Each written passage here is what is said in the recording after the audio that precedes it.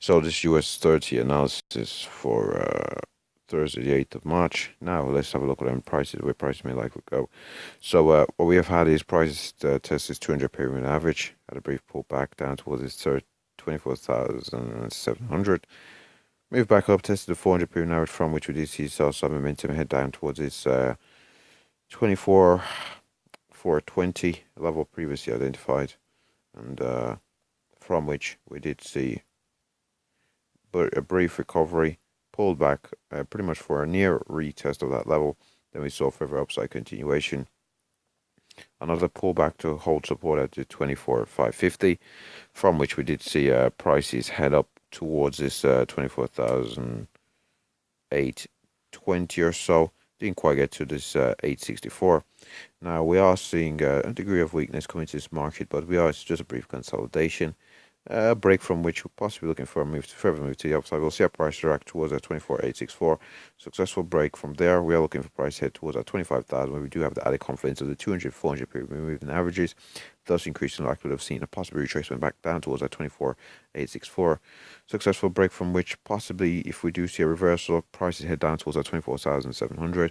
But if we're able to hold on to 24,864, we're looking for price head towards that 25,101.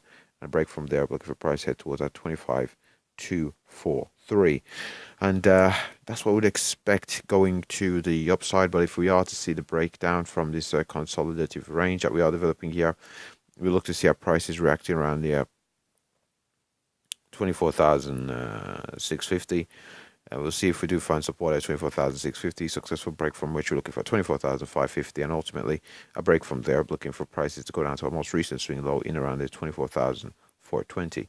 If we do have sufficient market volatility, 24,238 may come into focus, but would require an extraordinary amount of volatility here on the US 30. So possibly far in the range being in around that 24,420, slightly below that level. But ultimately, we do seem poised for further upside recovery, even though this recovery does seem somewhat weaker than the sell-off or this move upwards.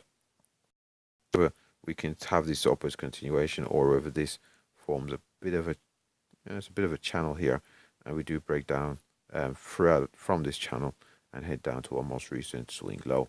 And with that said, that pretty much wraps up the US 30 analysis. Thanks for watching.